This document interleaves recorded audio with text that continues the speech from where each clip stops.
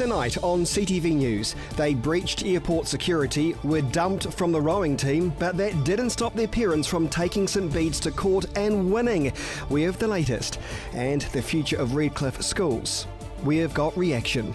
Broadcasting across Canterbury from the CTV studio, this is First at 5.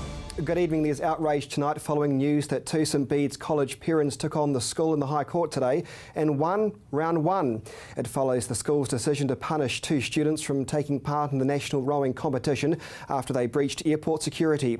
St Bede's school lawyer Andrew McCormick joins me shortly, but first our reporter Marcus Gibbs details today's developments. St Bede's rowers on the water at Māori Cup in 2013. Among them during this year's race, Jordan Kennedy and his friend Jack Bow. The two rowers breached aviation security at Auckland Airport, seeing their school ban them from the national rowing competition. But a High Court judge today granted them a temporary injunction, allowing them to compete. In a statement from aviation security, a spokesperson says the two schoolboys took a ride on the baggage conveyor at the Jetstar carousel in the arrivals hall at Auckland Domestic Airport. They were instantly spotted once they passed through the rubber curtains. The boys apologised immediately and said they did it for fun. Aviation security and the police both formally warned the boys for the actions. In a statement, Jordan Kennedy, Jack Bow and their families wished to make clear they're remorseful for the actions, calling the ordeal a stupid prank. They state the court action was due to concerns over the school's decision-making process and was never to justify or excuse their actions at Auckland Airport, nor was it to suggest that the college was not entitled to take disciplinary action. But the ban wasn't proportionate to the boys' actions. The boys are grateful for the opportunity to now compete at the regatta and understand there may be disciplinary consequences from the school following an investigation. However, some Cantabrians weren't happy with the parents' actions when quizzed by CTV News today. Well, why should the parents undermine the school? The school has rules and regulations. The boys knew when they went to the rowing what the rules and regulations were. They broke them. They have to take the consequences. Yeah, that's silly, isn't it? I think it's silly. In this circumstance, I think that the parents have overreacted slightly. No, they should be on the first flight back home. I think it's pretty heavy of the school to not let the boys play. Should first enter discussions with the school and try and sort it out by mediation always. I mean, school rules are school rules. Yeah. There's always someone that wants to debate that, and that's what they've done. They've said, basically, I don't like your ruling and I want to actually still go. Aviation security says in airport environments there is zero tolerance for games or pranks, and any further instances of this type of behaviour are discouraged. The Civil Aviation Authority is reviewing all details of the incident, and further action could be required. This could simply be additional signage or a combination of things to help prevent an occurrence like this again. One of the fathers of the boys, Shane Kennedy, has stood down from his role as chairman of the St Bede's Rowing Club due to the case. Marcus Gibbs, CTV News. And joining me now is St Bede's lawyer Andrew McCormick. Good evening to you. Set down or outline for me, if you will, the school's position. Well, the school maintained, Chris, that they had followed a proper process. They had conducted a thorough investigation into what had happened, and that they imposed a penalty that was proportionate to the incident. The challenge that was made by the families was that the proper process wasn't followed, and that the penalty that was imposed was disproportionate. Essentially, the penalty was you went illegally on a conveyor belt, you went through a highly restricted area at the airport, you failed the school's code of conduct, you don't get to make the rowing team, you don't get to join the regatta. That was the school's position, wasn't it? Well, that was the description of the incident, and I think that seems to be pretty well known by now. And the school took the view that it was a reasonable response to withdraw the boys from the team and ask them to come home. And an interesting twist, I guess, today's development doesn't necessarily mean that the High Court agreed with the boys' parents. It means it's an interim junction, meaning there could be a case to answer to on both sides. Well, that's right. All that the High Court judge was asked to do today was to rule as to whether there's an arguable case that the school made an unlawful decision, and as I say, the families said that the investigation wasn't thorough enough and that the penalty was disproportionate, to really sum that up. So hence an unlawful decision. And Her Honour Justice Dunningham said, there's an argument there, let's have that argument on another day. So in the meantime, she granted the interim injunction, which allowed the boys to row, and the school abides by that. Now that's interesting, because that does not necessarily mean that the High Court agrees with the boys' parents. It means there's something here to look at. In the meantime, I'll throw you a bone, yep, go into your rowing, what have you, we need to look at this again later. Well, the judge was at pains to explain that she wasn't looking at the merits of the decision, she wasn't drilling down into the school's decision at all, and she wasn't asked to do that by the family. The point of the application for the interim injunction was to determine whether there was an argument there that potentially the decision was unlawful, and she said there is an argument, and then we... So what are you, representing the school, what are you arguing then? You're saying the punishment fits the so-called crime? Well, that's the school's position. They say that this all happened very quickly on Friday. They talked to the people that they could. They received information from people on the ground in Auckland, and in consultation with members of the senior management team, and after speaking to the parents, they made the decision to withdraw them from the team. Not to stand them down or suspend them, but just to say, you're out of the team, come home. And an interesting twist today, one of the boys' parents, the father, who was also the chairman of the rowing club, I understand, he's now stood himself down from the club. What do you make of that? Well, I think that's probably an entirely appropriate decision for him to make, because? Well, it was one of his son was one of the boys in question, so he probably felt it was a conflict for him to remain in the chair of the rowing club, and I think that's the right thing to do. Let me ask you a question and put it this way. If you've got kids and your boys misbehave, they break aviation security in the highest way, and that is going through a restricted area, what would you say to them? Would you say the school did the right thing, little Johnny learn from your mistakes, or would you say, OK, that's unfair, let's go to the High Court? Well, I think that's a subjective issue, Chris. And the school is quite accepting of the fact that this action was open to the families. They don't begrudge the families one bit for taking this action. So there's no issue there. And it's an available option, and if you can do it, then it's open to you. The boys and their lawyer put out a statement today suggesting it was not about the punishment, it was simply about the fact that they wanted to be in this rowing club. But the whole thing was about the punishment, because that's the whole point. They want to be in this rowing club. The school said no. So aren't they being a little bit disingenuous, putting out a statement today saying, oh, you know, we're not arguing that we did wrong, we're arguing the punishment? It might be a question for them, in fairness. What are the wider ramifications of this? And I talk about the fact that we had the case in Auckland of the schoolboy that refused to cut his hair because a new principal comes in and says, cut your hair, mate, you look good, you're a disgrace, cut it, have some boundaries. The parents run off to the High Court. The High Court says, yep, no problems. Do you worry that we're seeing more and more cases where parents are saying, no, this is not going to happen, we're off to the High Court? Well, maybe statistics might suggest that, Chris, but again, I think it's a subjective thing. Not all people would take that view, and not all people would have the resources to do what has been done. But that doesn't diminish or detract from a person's ability to challenge a decision. That's a right that's enshrined, and it's open. And as I say, the school does not begrudge these people at all. So finally, where to from here? This is only an interim discussion, so there'll be potentially another court hearing. What do you know? The school really has to make a decision about whether it wants a substantive hearing of the argument, whether the decision was unlawful or not. And if it does, what happens then? Well, a timetable will be set in conjunction with the family's lawyer and the court about hearing time and filing of evidence and that sort of thing, moving the case through the system. And that could be a hearing that could take half a day, I imagine. Oh, possibly. At least I would imagine, yeah. St Bede's lawyer Andrew McCormick, thanks so much for coming into CTV News. Really appreciate your time tonight. Well, still to come here on this broadcast, Redcliffe School. Will it stay open or will it relocate? That's next.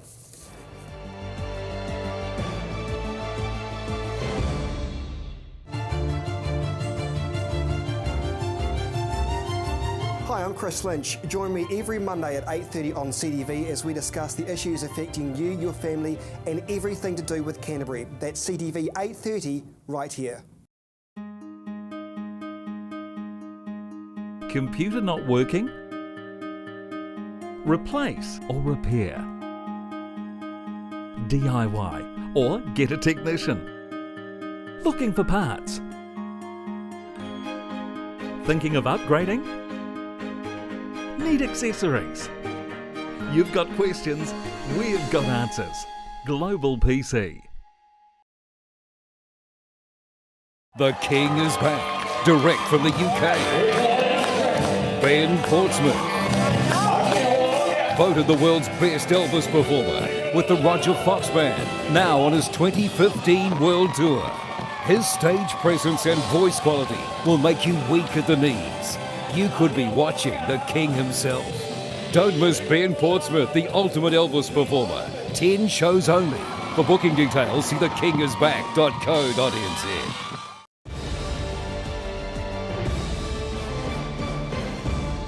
Welcome back to CTV News. They've stuck to their guns and refused to let the Education Minister close them down. But today the Minister says if Redcliffe's school stays open, substantial strengthening work is required. Jared McCulloch was there for today's special announcements. Vicky Parada announced today that Redcliffe's may close. That's the word from her. There hasn't been a decision made as yet that the school will actually close. It's still going through another interim report for the Minister to come back and close it off on May 1st, and then from there we should know a decision by August. It's been a long time coming, Jared. What's the reaction from the school? Well, I've spoken to the chair of the Board of Trustees of Redcliffe, who is Craig Jones. He says they are shocked by the outcome today. They were quite certain that they would be giving some good news. They'll be back on the site. There's been a number of reports done, one from GNS Science about the land, to talk about the safety of it for the school to return. But at this stage, it has been left to be decided by the Minister in an interim report, which should be out in May. Where has the school been based since it left its site? Well, the school was closed in June 2011. It was forced to close due to land movement, and they were unsure of the safety of the land. The school has been operating out of the Van Ash Deaf Education Centre in Sumner, and they really do want to return home. It closed because of both the earthquakes and the damage to the land, and they also were waiting on a report for some time now, nearly 4 years, to see if the safety of the land would be okay. At this stage, they're still concerned about rock pools in the area, as there's a big cliff above them. That was the main concern, where rocks would come down. But at this stage, they'll continue education out of that centre, the Van Ash Deaf Education Centre, and from there, we'll see what happens. And that was CTV's Marcus Gibbs speaking to our reporter Jared McCulloch just a short time ago. Well, it was more than just colour to hit Christchurch. For its second year running, the Holy Festival of Colour came to town and brought shades of cultural awareness with it. Here's Jared McCulloch. A day of colourful celebrations, traditionally marked by Indian communities all around the world, and it's also being acknowledged here in Christchurch. Over 1,000 people turned up to the Commons on the corner of Kilmore and Durham Street North, enjoying the annual Holy Festival of Colour. This is the second such event to take place in the central city, and one of the organisers says he's happy with the turnout. The whole idea was to bring the colours to the city. The Christchurch needs a lot more, help and events, so we believe that it's going really good. It's adding colours to the city. He says after the earthquakes, it was the club's goal to bring a positive vibe back for the locals. I have lived in Christchurch after earthquake. Post-earthquake, we all thought we need to add value and colours to the people's life. So I think in that sense, it's really important that we hold such more events, and this is really encouraging the people turn out and everything. So it's very important for Christchurch. The event is noted as being a casual environment with a colour throwing zone set up to throw powder and enjoy Indian fusion performances.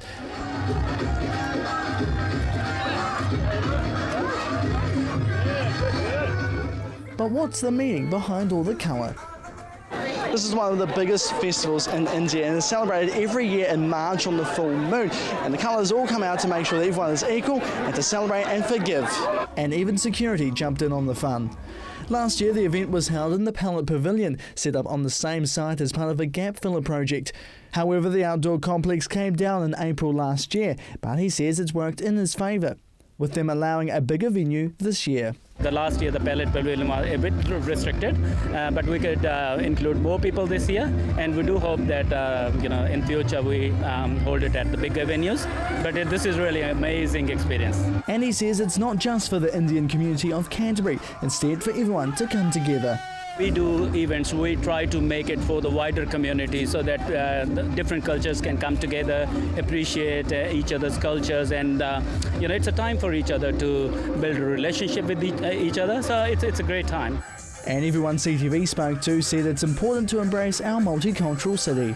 It's actually really important because it makes people gather together, and that's really nice. I think it's really important to have more cultural stuff, more enthusiastic stuff, music, fun.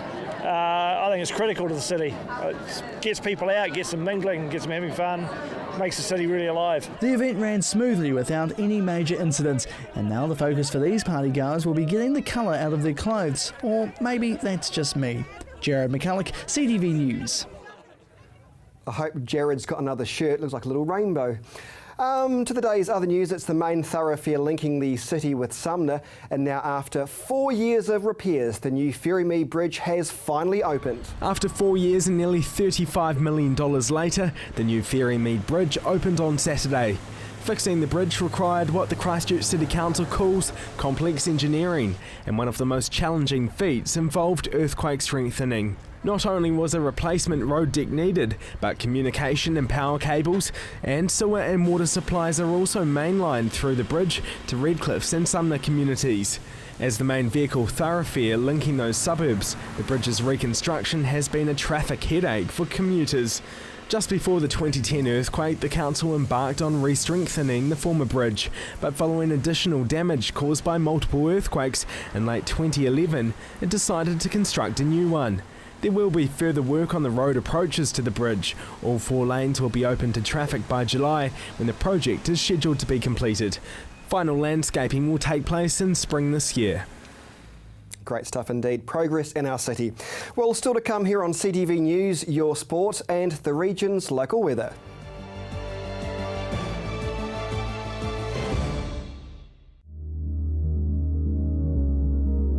The preparation, the devotion, the fearlessness, the intensity. Runway model management. First impressions are everything.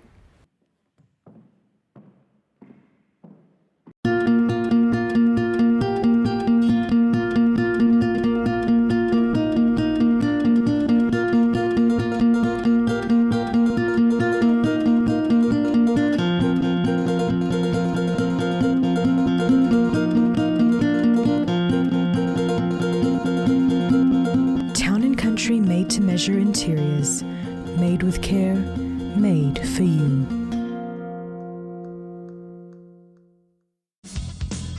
Join Graham Sinclair and the team at Gone Fishing as they bring you great stories, fishing tips and beautiful scenery. Gone Fishing, Friday night at 8:30, right here on CTV.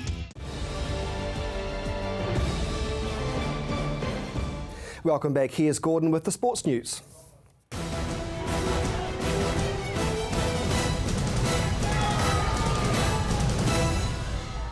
It was a game of two halves on Saturday night as the Crusaders ran away from the Cheetahs in a blowout 57-14 win. A lacklustre first half performance from the hosts saw Kieran Fonatia binned early for a dangerous play on the aerial Willie LaRue. And then, after surviving with 14 men, the Crusaders took the lead through a gritty effort from Jordan Tafua. It was then the turn of the Cheetahs, who with 2 quick tries before the break, found themselves with a 14-10 advantage. The start of the second half saw the Cheetahs down to 14 men, with Willie LaRue binned for a high shot on Namani Ndolo, and from that point on it was all the Crusaders. The side were awarded a penalty try off the resulting penalty, the first of 4 tries in the space of 6 minutes, which saw the Cheetahs trailing 38-14 by the time their star fullback returned to the field.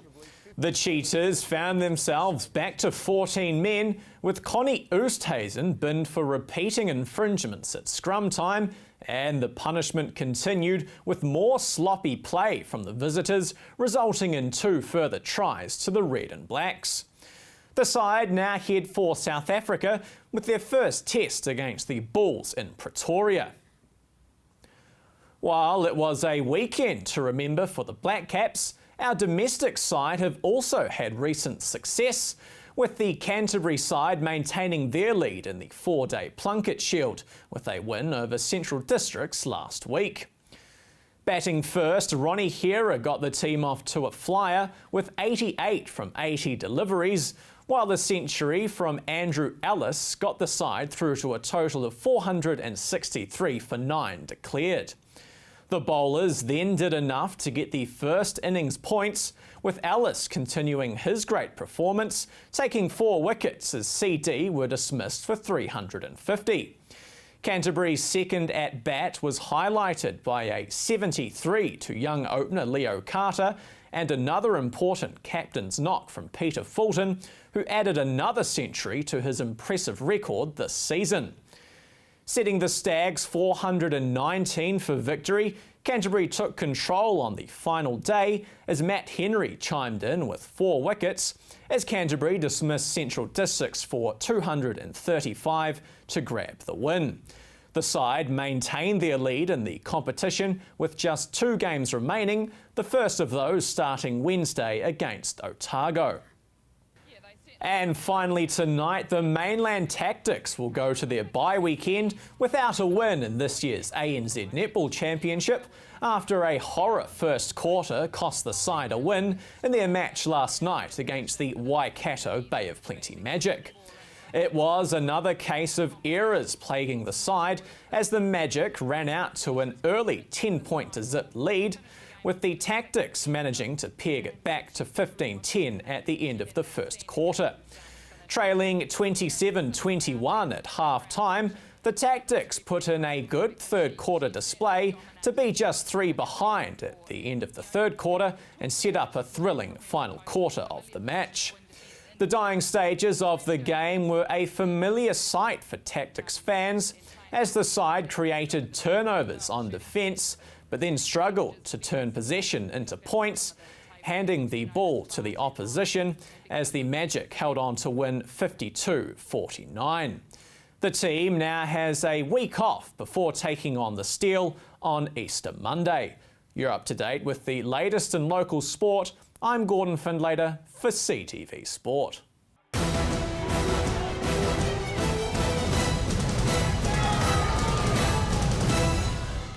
Thanks, Gordon. It feels like winter's here, doesn't it? So let's check out the local weather forecast for your place. Good evening, Canterbury. I hope you've had a great weekend. Let's take a look at your weather for today. Timaru, you were on 17. Temuka and Geraldine, slightly warmer on 18. Ashburton, you're sitting on 16 today. Methven, slightly warmer, 17. Rakai, 16 for you. Darfield, Leeston and Rolleston, you all shared a high of 17 today. Lincoln, you're on 17, Christchurch, 18. Over in Akaroa now, it was a mild day for you with some cloud throughout the day, 17. Further north, Kaiapoi, Rangiora and Amberley, you are all on 18 degrees.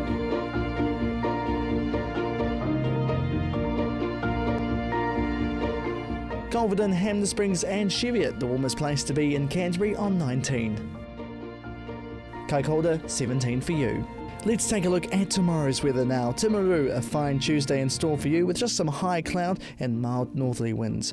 Your overnight low is 12, tomorrow's high 25.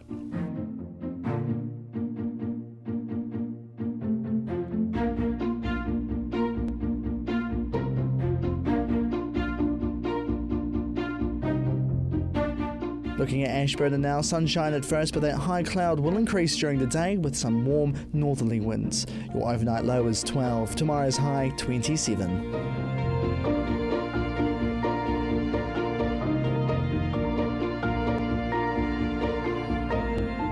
To Christchurch now, high cloud increasing during the day with some rather warm temperatures and northeasterly winds turning northerly during the afternoon.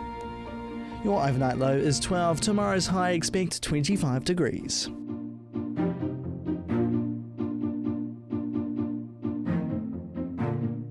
Up in Kaikoura tomorrow, it'll be a sunny day for you with some mild to moderate northerly winds. Expect an overnight low tonight of 12, your high tomorrow 27 degrees.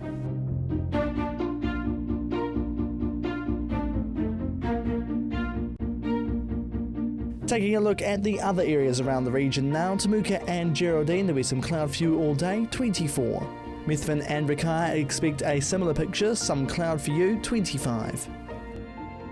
Darfield, Leeston, Rolleston and Lincoln, a cloudy day for you also, 25 degrees. Over in Akaroa tomorrow, it's a very similar picture for you as well, some cloud for you, a high of 25. Further north, Kaiapoi, Rangiora and Amberley, there'll be some cloud at first, that should drift on through to the afternoon also, 26 degrees.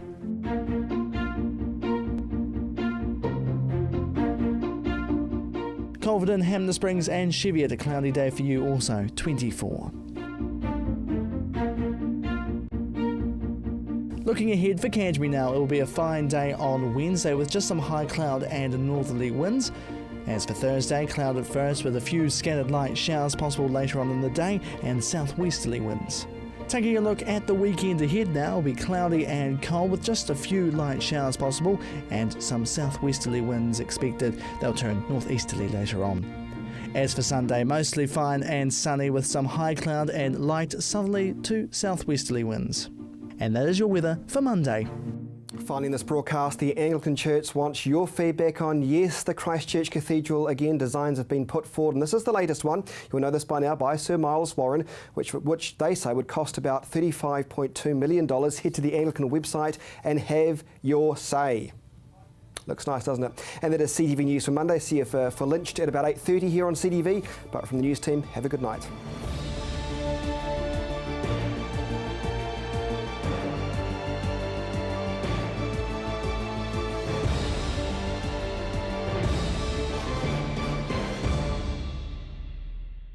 Supporting local content so you can see more of New Zealand on air.